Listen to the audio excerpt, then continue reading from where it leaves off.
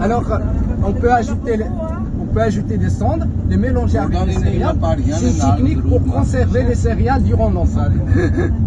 Ce qui concerne le Haut Atlas, ça commence d'Agadir jusqu'aux frontières entre le Maroc et l'Algérie. Ce qui fait les montagnes d'Atlas qui se trouvent en Algérie ou bien en Tunisie, ça fait partie du montagne Haut Atlas.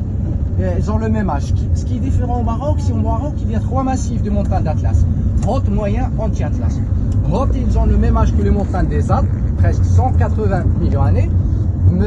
Moyen Atlas, ils ont le même âge que les montagnes de Sierra Nevada qui se trouvent en Espagne, presque 120 millions d'années.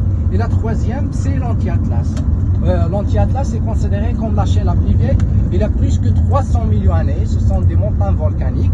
Alors c'est pourquoi on les nomme anti-Atlas. Anti, ça vient de l'antique ou bien de l'Antiquité, car c'est la chaîne la plus vieille. Il a plus que 300 millions d'années.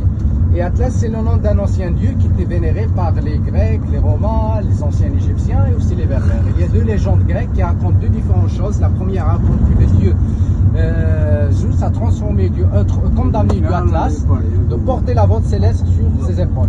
La deuxième raconte que le dieu Hercule a transformé du Atlas comme des montagnes pour porter la voûte céleste. Et la troisième, c'est une légende berbère qui raconte que le dieu Atlas est le porteur des montagnes qui se trouvent au nord d'Afrique. C'est pourquoi il nomme les montagnes qui se trouvent au nord d'Afrique par les montagnes d'Atlas. Et il y a beaucoup de mots qui viennent du mot Atlas, par exemple Atlantique, Atlantide, Atlantis, sont tous de formation Atlas.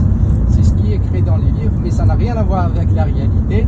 Il faut étudier les civilisations qu'elles étaient ici au Maroc, par exemple les civilisations phéniciennes, carthaginiennes.